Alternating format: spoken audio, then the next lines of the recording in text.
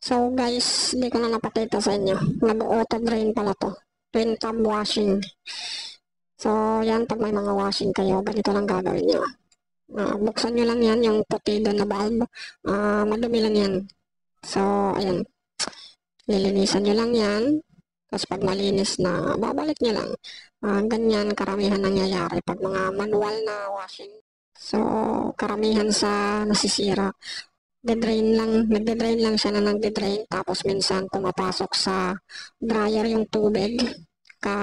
Kapag ganyan yung mga washing nyo, lilinisan nyo lang yan. Tapos yun, dyan sa valve.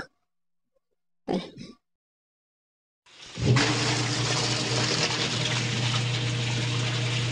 Wala na. Wala na yan.